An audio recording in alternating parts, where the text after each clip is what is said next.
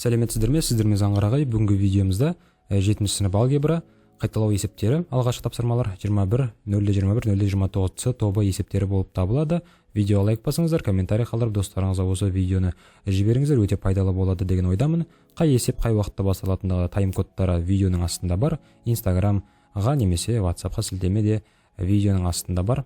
Қарасаңыздар болады. Сонымен бастайық.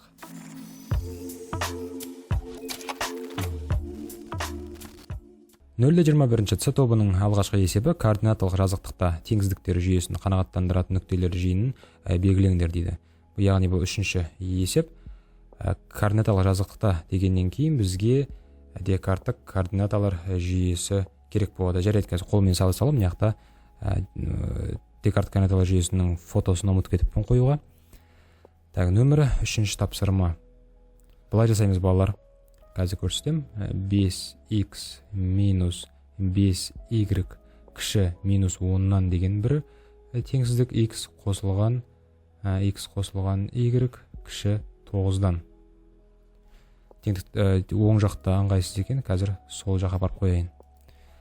Нөмір 3-шісін көрсетіп отырмын, сіздер білесіздер. Мүмкін видеоны жаңадан көріп отырған болсаңыздар айтайын, мен бұндай есептерді барлығын көрсетпеймін, тек қана осы нөмір 3-терді немесе кейде бірінші есептерін көрсететін боламын. Енді бірді мектепте шығарасыздар, мектепте көрсететін мұғалімдер, сондықтан көбінесе 3-ші нөмірді көрсететін балалар. Енді мен алдымен балалар бірінші теңіздікті жеке жазып аламын. 5x минус 5y кіші минус 10-нан. Сосын y-ті қалдырам, минус 5y-ті. Сосын анау плюс 5x-ті теңіздіктің оң жағына минус 5x қылып жіберем. Соңғы мынау минус 5y-тағы минустан құтылу үшін жалпы бірінші 5-ке бөліп алайын, жарайды. Бірінші теңіздігіміздің бәрін 5-ке бөліп алайын, яғни минус y, 10-ды 5-ке бөлсек 2, 5-ті 5-ке бөлсек 1, яғни жағына x қалады. Сосын барып минус 1-ге көбейтейін.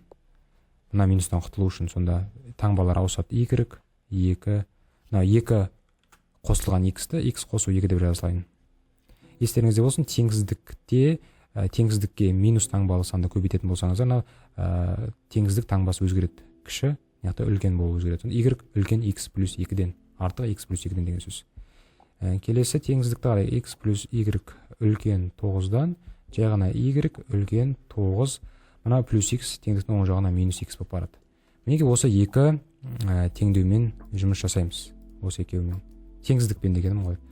Бұларды координаталық жазықтықта осы екі теңіздіктің жауаптарын қанағаттандыратын салу керек қой бізге. Сондықтан бізге олардың графиктерін салу керек балалар.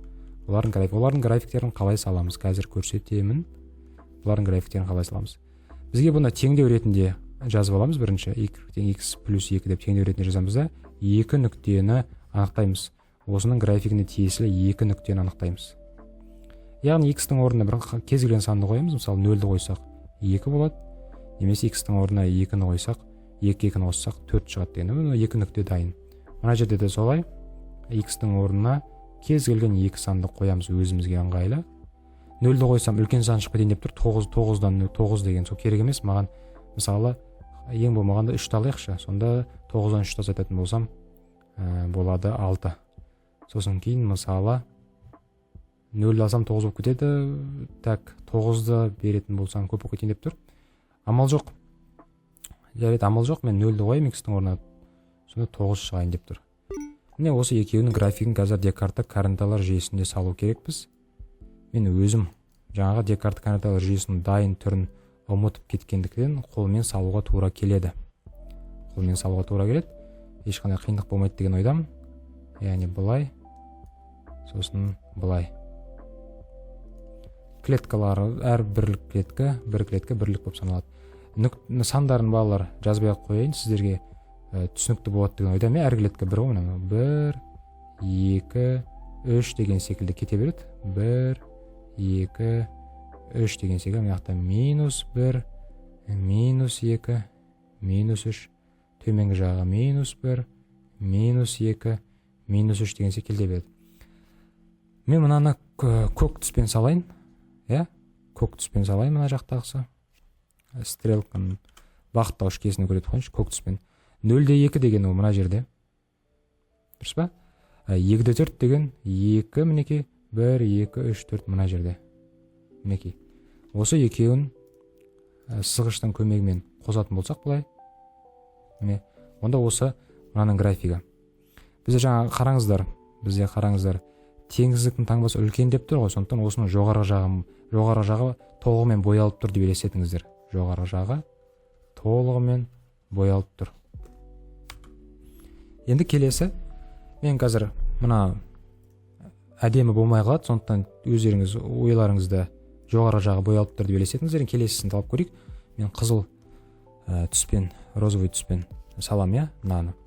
3-6 дейді. 3-6. 1, 2, 3, 4, 5, 6. Мына жердегі нүкте. Бірінші нүкте, одан кейін 0-9. 0-9 деген 3, 4, 5, 6, 7, 8, 9. Мына жердегі 0-9 деген. Осы екеуін сызғыштың көмегімен бізге қосу керек. Мінекей. Осы екі, мінекей. Сонда көктің жоғары жағы боялып тұр. Мына жақта y-тен 9-x дегеннің графигі де қызыл. Мына екінші теңіздігіміздің ол да жоғары жағы екеуінің де жоғары жағы боялып тұр деп елестетіңіздер өздеріңе. Мына қызылдың да жоғары жағы боялып тұр. Көктің де жоғарғы жағы боялып тұр. Байқасаңыздар, екеуі қиылысқан аймақ бар. Соны жауап болады бізде, мінекей. Мына аралық. Міне. Именно осы жер біздің есебіміздің жауабы. Жасылмен боялып тұр, мінекей. Нүктелер жиынын бейнелеңдер деді. Неге нүктелер жиынын бейнелеп қойдық? Осы жасылмен боялған аймақ, осы жасылмен боялған аймақтағы нүктелердің жиыны мына теңіздігіміздің жауабы болып табылады. Түсіндіре алдым ба, балалар? Егер теңіздіктің таңбасы кіші болса, асты жағын бояйтын едік. Сол екі аймақ қиылысқан жағы біздің есебіміздің жауабы болады. Түсіндіре алдым деп ойлаймын. Комментарийға жаза кетіңіздер, ойларыңызды түсіндіре алдым ба, түсінікті болды ма, немесе сұрақтарыңызды жазыңыздар, мен барынша жауап беруге тырысамын. Келесіне өтейік.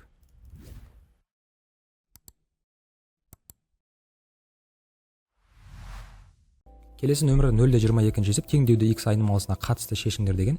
Әрине мен әдеттегідей үшіншісін көрсетем. Бұл жерде теңдеуде тек қана x айнымалысы болғандықтан x-тің мәнін табам жай ғана, Ал төртіншідегідей немесе 1-2 есептегідей.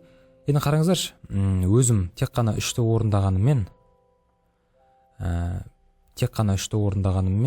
2-ні мысалы осы моментте көрсеткім келіп тұр, өйткені яқтан a айнымалысы бар. Байқап тұрғандарыңыздай a айнымалысы бар. Сондықтан осы моментте мен осы есепте ғана мен екіншісін көрсетейін. Өйткені үшіншісі жай ғана теңдеу, кәдімгі теңдеу, тек қана x бар. Екіншісінде басқа айнымалы да бар, соны теңдеудің x айнымалысына қатысты шешіңдер дейді. Так что осы моментті сіздерге түсіндіріп жібергім келіп тұр. X қосылған a, сосын плюс x қосылған 2a, азайтылған x минус 3a жақшаның ішінде тең болады 8a. Енді осы жерде жақшаларды ашуды орындаймыз.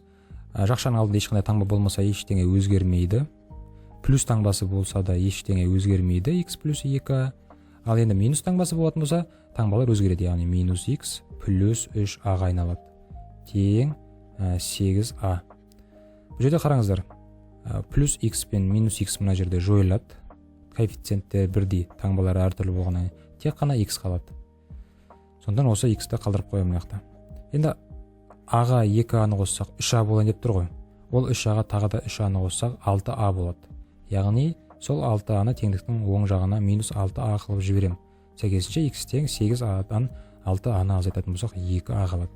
Мінекей, теңдеуді x айнымалысына қатысты шешіңдер деген сөз, x айнымалысының мәнін табыңыздар деген сөз біз таптық. X айнымалысының осы 2a деген өрнекпен берілген мәні. Басқаларында да сондай, мысалы a, b деген әріптердің бәрін теңдіктің оң жағына жібересіздер, болды. Үшіншісі есеп қана, қайталап қарап жүрейін. Үшінші есеп қана кәдімгі қарапайым теңдеу. Міне балалар, осылай орындалатын тапсырма, түсінікті айттым деп ойлаймын. Келесі тапсырмаға өтейік.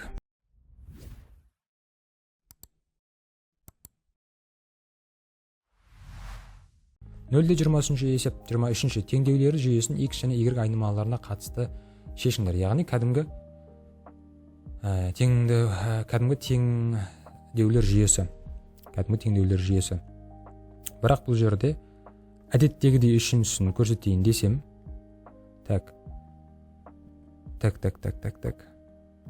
әдеттегідей үшіншісін көрсетейін десем, бұл қарапайым, тек қана x пен y бар ғана теңдеу болып тұр. Ал біріншісіне қарайтын болсаңыздар, ештеңе түсінбей қалуларыңыз мүмкін. Өйткені мына жерде p, x, q, y деген секілді әріптер тұр. Түсінбей қалуларыңыз мүмкін. Қазір көрейік қалай орындауға болатын. Сондықтан біріншісін көрсетіп жіберейін дәл осы есепте. Дәл осы есепте біріншісін көрсетіп жіберейін. Так, px азайтылған qy тең болады a. lx қосылған my тең болады b. Так, бұл жерде қосу, мына жерде qy my деп тұр ғой. Мына жоғарыдағы теңдеуге мен көбейтіп жіберемін m-ді. Ал астындағы теңдеуге көбейтіп жіберемін q-ді. Содан не шығатын байқайық. Сонда p mx болады. Мына жерде q my болады. Тең a m болады. Астындағы теңдеуге q-ді көбейтіп отыр. Сонда l qx болады. Қосылған m q y болады. Тең болады bq болады. bq. Мына qmy мына екен орнына ұстаған ештеңе етпес. Соны жазып қоя салайын, бірдей болып тұрсын деп. qmy. Сонда көріп тұрғанда минус qmy пен плюс qmy екеуін бір-біріне қазір қоссақ жойылады. Сонда қосу әдісін қолданамыз. Бір-біріне екі теңдеуді қосамыз. Сонда pmx қосылған lqx тең болады. Мына екеуін қоссақ am қосылған bq болады. Сосын кейін мына жерде x-ті жақшаның алдына шығарамыз. Ортақ көбейткіш ретінде x-ті жақшаның алдына шығарып жіберейік. Сонда жақшаның ішінде қалады pm қосылған lq. Мына жақта am қосылған bq. Сонда x тең болады am қосылған bq бөлімінде, көбейту енді бөліміне барады. pm қосылған lq деп. Мінекей, осылай біз x-тің мәнін таптық. Енді y-тің мәнін табу үшін мына жерде жаңағы m мен q-ға көбейттік қой. Біз керісінше енді мына жерде p-ларды теңесті бірдей қылу үшін коэффициенттерін астындағысын p-ға, үстіндегісін l-ге көбейту керек. Солайша y-тің мәнін табамыз. Так. Соны қай жерге сидіріп жазсам болады? Кішкене оңға қарай ығыстырайын. Электронды түрде жасағанның ыңғайлы жерлері осы. Так, мынау осыны жазып алдыңыздар, осыны жазып аласыздар. Енді бұны бөлек қойып қойым кеп тұр. Яқа бөлек қойып қойыншы. Келесі кезекте. Енді мен мына жақта үстіндегісін l-ге көбейтем, астындағысын p-ға көбейтем. Бірақ минус p-ға көбейтем. Коэффициенттері таңбалар әртүрлі болу керек қой. Сонда не шығатын жазып қояйық.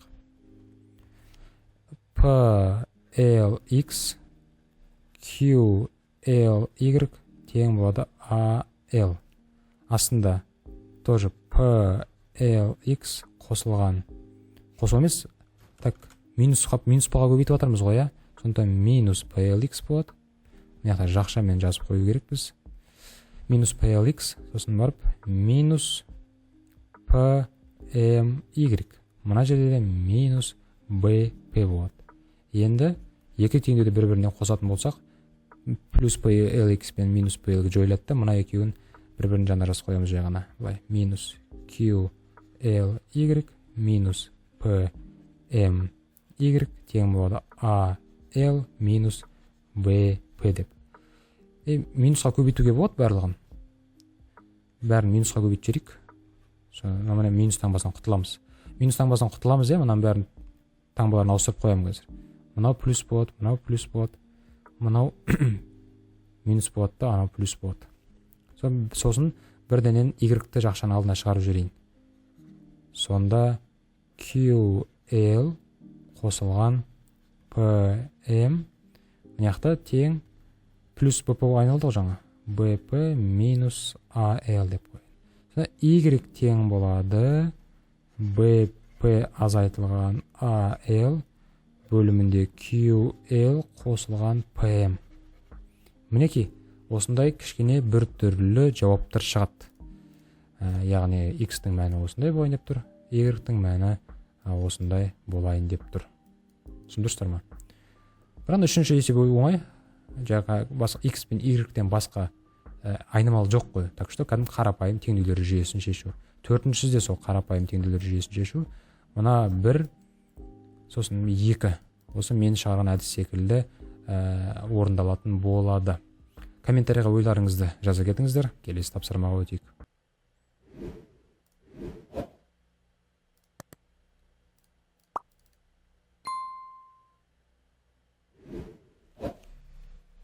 Келесі 0-24 есеп. Бұл жеріне дейді, шешімі болмайтын екі белгісіз бар бірнеше теңдеулер жүйесін құрыңыз дейді. Жарайды. Бұлай жасап қоясыздар. Y тең, мысалы, екеуіне де 3x беріп қоясыздар дағына. Біреуіне -6, екіншісіне +10 деген секілді әртүрлі сандар жазып қоя саласыздар. Болды.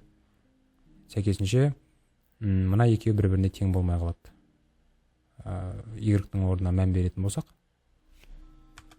Осыған ұқсас екіншісіне жазып қоясыздар. Y тең, мысалы, жай ғана x +7, Y тең, жай ғана x -8 деген секілді. Неге осындай жағдайларда бұл ешқандай да сандар жыбы болмайды, екеуіне де бірдей дұрыс болатындай. Неге? Өйткені қасиет бар еді ғой. K1 мен K2 тең болатын болса, бір-біріне тең болатын болса, сосын кейін B1 мен B2 тең болмайтын болса, онда олар екеуінің нелері, графиктері параллель болады. Мына екеуінің график бір-біріне параллель болады да, сонымен бір-біріне қиылыспай қалады. Сонда қиылысатында жауабы жоқ болады. Міне балалар, осылай орындалатын тапсырма. Ойларыңызды комментарийға қалдырыңыздар. Келесіне өтейік.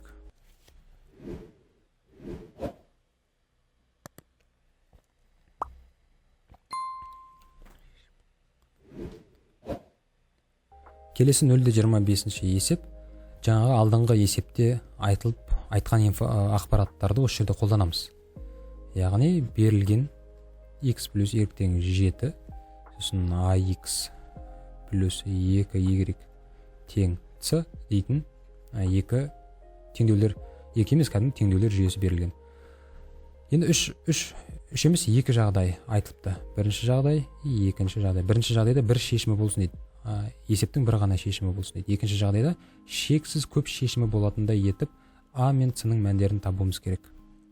Яғни мысалы қараңыздар, y тең k1x + b1, y тең k2x + b2 деп осылай алатын болсақ теңдеулер жүйесін, осы жердегі k1 мен k2 тең болмайтын болса, онда есептің бір шешімі бар. Соны жазып қойын яқы мінекей. Екінші жағдай шексіз көп шешімі болу керек қой. Егерде k1 мен k2 тең болып қалатын болса, b1 мен b2 де тең болып қалатын болса, осы жағдайда шексіз көп шешімі болады. Неге? Өйткені екеуі бір-біріне беттесіп қалады. Екі график бір-біріне беттесіп қалады.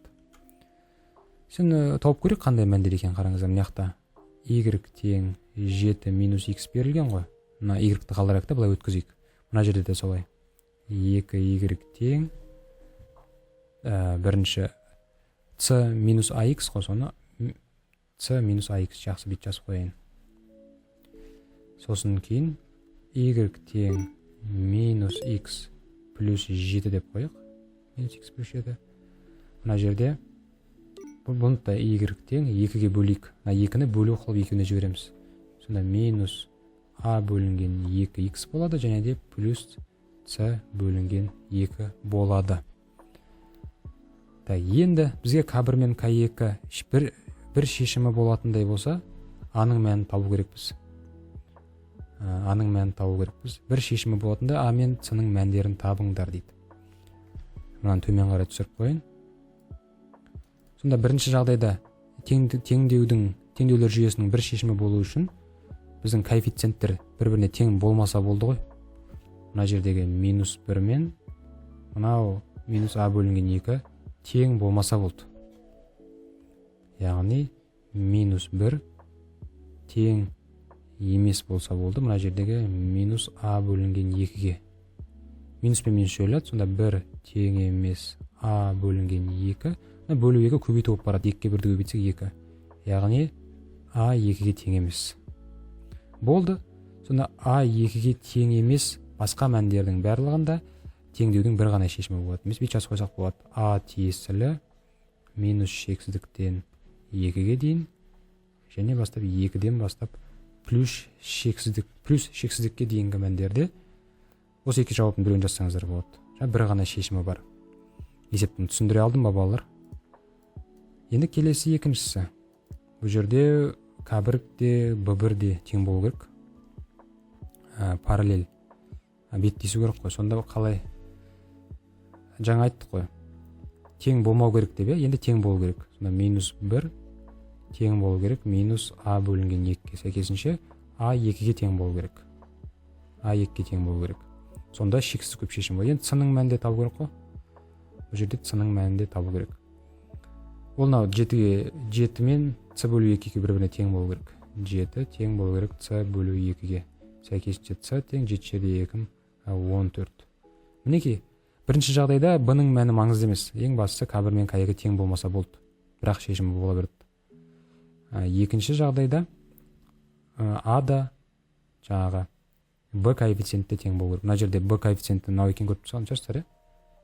Мынау бізде жаңағы К1, мынау бізде b1. Мынау бізде К2, мынау b2. Мінекей, сол b1 мен b2-ні теңестіріп таптық.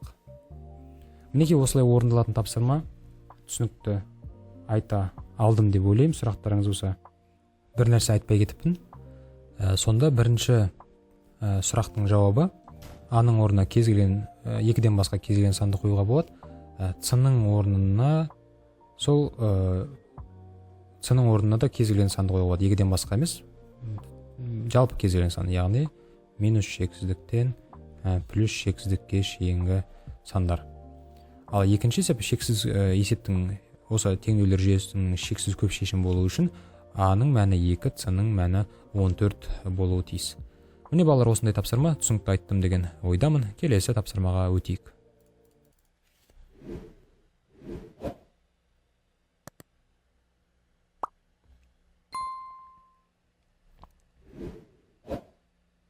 Нөлде 26 есеп, бұл жерде 0,25 есептегі теңдеулер жүйесінің шешімі болмайтындай етіп. Естеріңізде болса, бір шешімі болатын, шексіз көп шешім болатын, және шексіз көп шешім болатындай а мен ц-ның мәндерін таптық. Енді бізде шешімі болмайтындай а мен ц-ның мәнін табу керекпіз. Жаңа жазғанымды мен онда қайтадан әкелейін. Жазған нәрсемді тәк былай тұра тұр. Осы мен жазған нәрсем. Бірінші жағдай. Енді шешімі бұл жерде қараңыздар. Екі жағдайды қарастырдық. Бұл жерде екі жағдайды қарастырдық, жаңа айтқандай. Шешімі бір ғана шешім болатын, шексіз. Енді шешімі болмайтындай болу үшін бұл жағдайда қараңыздар, шешімі болмас үшін К1 мен К2 коэффициенті тең болу тиіс. Болды. И B1 мен B2 коэффициенті тең болмау тиіс. B1 мен B2 тең болмау тиіс. К1 мен К2 тең болу тиіс. Сонда қалай жасақ болады? Y тең 7 минус X. Мына жерде 2Y тең C минус AX. Сонда Y тең минус X плюс 7. Y тең минус A бөлінген 2X плюс C бөлінген 2. 2-ні оң жаққа жібердім ғой. Сонда шешімі болмас үшін К1 мен К2 бір-біріне тең болу тиіс. Яғни мына жердегі минус 1 мен мына жердегі минус А бөлінген 2 бір-біріне тең болу тиіс. Яғни А тең 2 болу керек екен. А-ның мәні 2 болуы тиіс.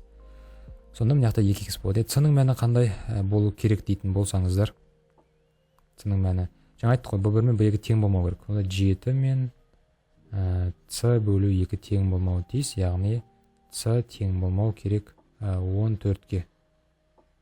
С тең болмау керек 14-ке.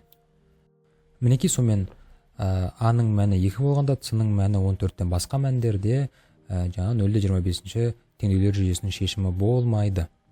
Екі параллель орналасады деген сөз. Жақсы, түсінікті болса комментарийға өздеріңіздің ойларыңызды жаза кетіңіздер. Келесі тапсырмаға өтейік.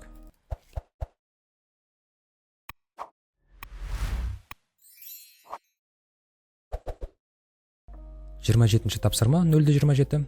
Үйді жөндеуден өткізу үшін бірнеше жұмысшылар жалданды және олар бұл жұмысты белгіленген уақытта орындай алады дейді. Егер жұмысшылар саны 3 адамға қысқартылса, онда жұмыстың аяқталу мерзімі 6 күнге ұзарады. Ал егер жұмысшылардың саны 2 адамға көбейсе, онда жұмыс мерзімі 2 күнге қысқарады. Неше жұмысшы жалданды және олар жұмысты неше күнде аяқтайды дейді. Енді бұл жерде қараңыздар, x деп жұмысшылардың санын алатын болсақ, y деп күн санын айтатын болсақ, бұл жерде былай. Яғни x пен y-тің көбейтіндісін біз аяқталған жұмыс, яғни бір толық жұмыс деп аламыз. Бірнеше жұмысшы бірнеше күнде жұмысты аяқтайды. Бірақ та айтып жатыр бізге, егер де жұмысшылардың санын 3 адамға қысқартатын болса, онда жаңағы күн жұмыс істеу күні 6 күнге ұзарады міне. Бірақ жұмыс бітеді. Ал егер де жұмысшылардың саны 2 адамға көбейсе, онда жұмыс мерзімі 2 күнге қысқарады дейді. 2 күнге қысқарады, бірақ тағы да сол жұмыс бітеді. Ана жұмысымыз бітеді. Мінекей. Енді осы теңдікті шешуді, теңдеулерді жүйесін шешуді орындаймыз. Ашықшаларды ашамыз. X, Y қосылған 6y, 6y емес 6x минус 3y минус 18 тең болады. Мына бірдің орнына балалар жаңағы x-қа y-ті көбейтсек 1 деп алды, соны жазып қоямыз мына жаққа. Мына жерде сонда xy минус 2x плюс 2y тең болады. Минус 4 бар, тағы xy. Сол кезде теңдіктің сол жағындағы және оң жағындағы xy-лер жойылып кетеді. Қалғанын жазып қоямыз. Так, қалғаны не? 6x минус 3y жалғастырып жазып қояйық. 6x минус 3y тең болады 18. Минус 2x қосылған 2y тең болады 4-ке. Так, бұл жерде жоғарыдағы теңдеуімізді 3-ке бөлейік. Сонда не шығайын деп тұр? 2x минус y тең болады 6-ға. Сонда минус 2x қосылған 2y тең 4. Плюс 2x пен минус 2x-ті қоссақ жойылатын білесіздер, сондықтан қосам. Сонда минус y плюс 2y тең 10. Сәйкесінше y тең болады 2y-тен 1y-ті азайтамыз ба? Сонда y тең 10. Мына жерден таңдай салмаймыз ба? 10 қоя салмаймыз ба? 2x минус 10 тең болады 6. 2x тең 16. X-ті 16-ны 2-ке бөлетін болсақ 8. Демек, неше жұмысшы жалданды? Бізде 8 жұмысшы жалданды дейміз. 8 жұмысшы. Ал неше күнде аяқтады? 10 күнде. 10 күнде. Неке балалар, осылай орындалатын тапсырма. Сұрақтарыңыз болса, ойларыңыз болса, комментария жаза отырыңыздар. Келесі тапсырмаға өтейік.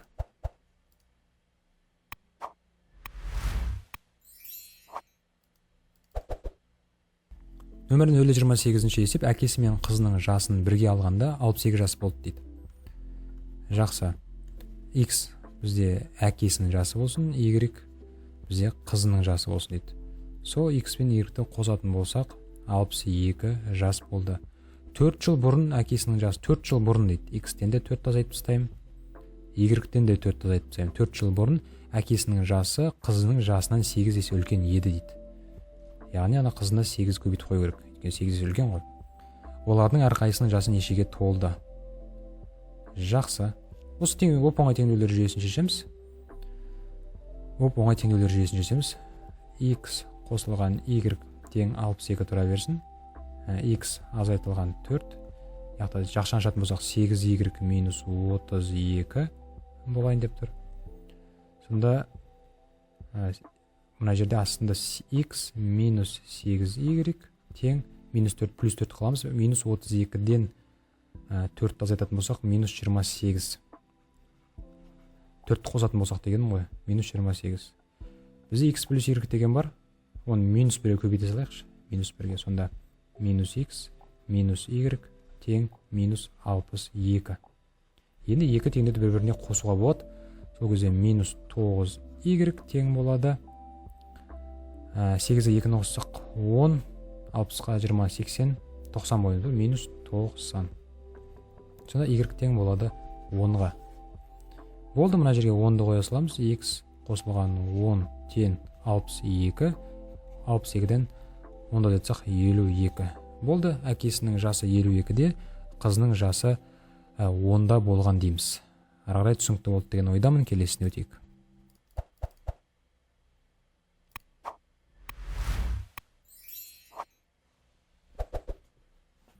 29-шы есеп x-ның қандай мәндерінде мына бөлшек бірден үлкен, бірден кіші, бірге тең болады. Мына бізге бірнеше тапсырма беріп тастапты сразу. Яғни 3x минус 4 тең болатын екі бөлшегі бірден үлкен болу керек. Сосын кейін 3x минус 4 бөлінген 2 бірден кіші болу керек. Сосын кейін 3x минус 4 бөлінген 2 бірге тең болу керек дейді. 2 көбейтіп жібереміз, онда 3x минус 4 үлкен 2-ден 3x үлкен 6-дан 6-ны 3-ке бөлетін болсақ 2. Мына жерде 3x минус 4 тағы да 2, 3x 6x 2-ден кіші, яғни 2-ден үлкен 2-ден кіші. Мына жерде 3x минус 4 тең 2, 3x тең 6, x тең 6-ны 3-ке бөлетін болсақ 2. Міне сонда x 2-ден үлкен болған кезде бөлшектің мәні 1-ден үлкен болады, x 2-ден кіші болған кезде бөлшектің мәні 1-ден кіші болады, x 2-ге тең болған кезде бөлшектің мәні 1-ге тең болады. Осындай оңай тапсырма. Келесі тапсырма өтейік.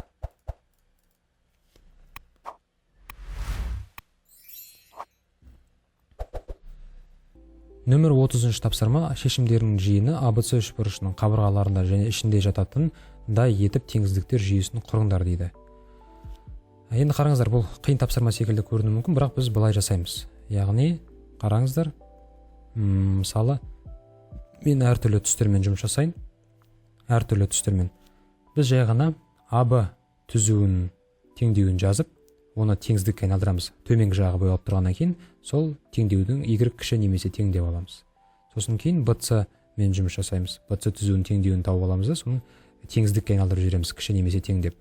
Соңында біз AC-ны жасыл немесе қандай түспен алсақ болады? Мынандай түспен алады. AC түзуін, теңдеуін соны теңіздікке айналдырып жүреміз, бірақ үлкен немесе тең деп жазамыз. Осыны түсініп тұрсыздар ма? Яғни мына жерде y кіші немесе тең деп жазамыз. Мына жерде y кіші немесе тең, мына жерде y үлкен немесе тең деп сол жазуымыз керек. Сосын теңдеулер жүйесін үшеуін де жазып қоямыз. Теңіздіктер жүйесіне үшеуін де жазып қоямыз. Соңында мына жерге 3 теңіздіктер жүйесін жазамыз, Жақсы. Бірінші амал қандай болуы тиіс? Бірінші амал барлық нүктелерді жазып қойық. А минус 3-те 3 екен, Б бізде 0-де 3, С 3-те минус 1. Енді бізге АБ кесіндісінің теңдеуін жазу керек. АБ кесіндісінің теңдеуін жазу үшін формуланы қолданамыз. Формуланы жазып қойым, мына x азайтылған x1, x2 азайтылған x1 тең y азайтылған y1, y2 азайтылған y1. Сәйкесінше АБ мен жұмыс істегеннен кейін мынау бізде x1, y1 болады, ал мына екеуі x2 мен y2 болады. Түсініп тұрсыздар ма? Соны орындарына қоям. Орындарына қойып тез-тез жылдам айтам, уақыт көп созбас үшін. Сіздер жалпы түсініп тұрсыздар. Мына сандарды мына жаққа қоям. Сонда x азайтылған x1-ны азайту, мына жерде азайту бар, x1-дің өзінің минусы бар, сол плюс болып кетеді мінекей. x2 дегеніміз 0, 0-ден x1-ді азайтсақ, тағы да сол плюс болып кетеді. Тең. y2 азайтылған y1 деген мына болайын деп тұр, 3 қой. Сосын кейін y2 3-тен азайтамыз. Так, мына жерде тағы да қателесіп жаздым. мынау жай ғана 3 емес, бұл бізде минус 3. Бұл бізде минус 3. Минус 3 те минус 3 қой өйткені. Так, сонда y2 азайтылған, y азайтылған y1 дегеннің мәні өзгереді, онда плюс болады, мына минус 3 болғаннан кейін. y2 3-тен азайтамыз 6 болады. Сонда пропорция қылсақ болады, немесе 6 мен 3-ті қысқартып, 6 мен 3-ті қысқартып 2 десек болады мына жерде. 3-ке көбейткен кездегісіндей. 2-ні яққа барамыз.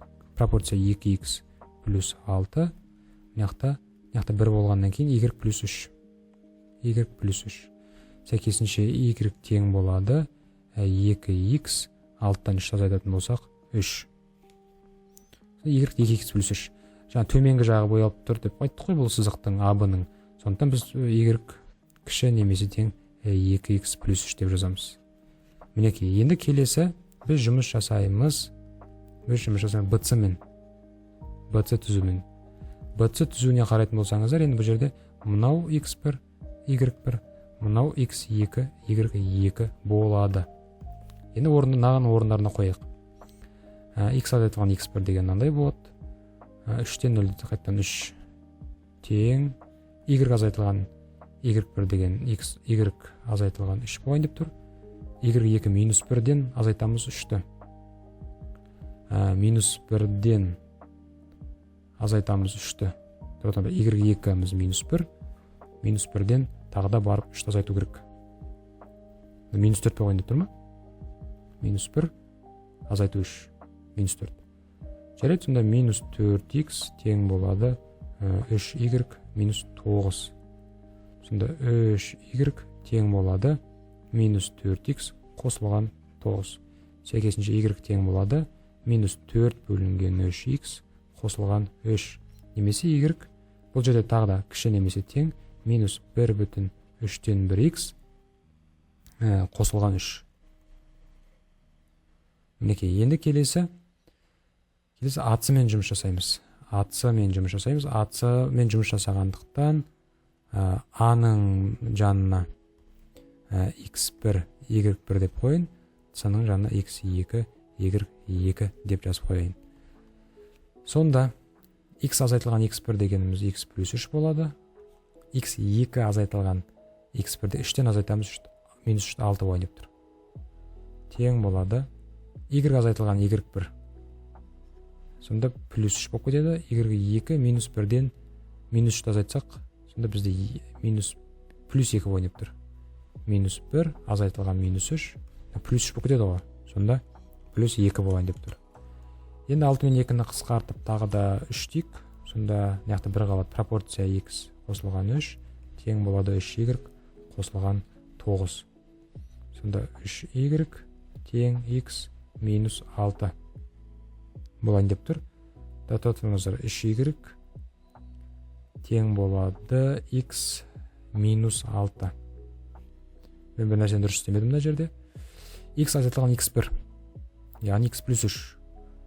3-тен азайтамыз минус 3-ті 6 болады. Жақсы. Y азайтыламыз y1. Плюс y плюс 3 болады. Минус 1-ден минус 3 азақ 2 болады. Ол дұрыс. Сосын кейін 6 мен 2-ні қысқартсақ болады 3. 3 наған көбейтіледі 3y плюс 9. Наған 1 көбейтіледі x плюс 3. Сонда 3y қалады, x қалады, минус 6 болып барады. Сонда y тең болады 3-тен 1x минус 2. 3-тен 1x. Бұның жоғары жағы болады, y тең, үлкен немесе тең 3-тен 1x минус 2. Мінеке осы үшеуі біздің теңдеуіміздің жауабы болады, балалар. Біріншісін аламыз, екіншісін аламыз, және үшіншісін аламыз. Осы үшеуі біздің мына үш бұрышты, осы үшеуінің мәндерінің жиыны, бәрін біріктіретін болсақ, осы ABC үш бұрышын береді. Міне балалар, осындай тапсырма түсінікті айттым деп ойлаймын. Соңғы тапсырма болғаннан кейін, видео ұзақ болғаннан кейін кішкене тезірек түсіндіріп кеттім, но шығару жолы осы. AB, BC, AC нүктелері арқылы берілген формуласы арнайы теңдеулерін жазып аламыз. Сәйкесінше асты немесе үсті боялып тұрғанына байланысты теңсіздіктің таңбасын қойып жібереміз, есептің жауабы дайын болады. Видеомыз осымен соңына жетті. Ұзақ видео болғаннан кейін комментарий көп жазсаңыздар, дәл қазір видеоны көріп отырған болсаңыздар, тайм-кодты қалдырып мен соңына дейін қарадым деп жазсаңыздар, қуанып қалушы едім. Сіздермен болған қарағай. Видеоны достарыңызға жіберіңіздер. Инстаграм парақшаға жазылыңыздар. Келесі кездескенше.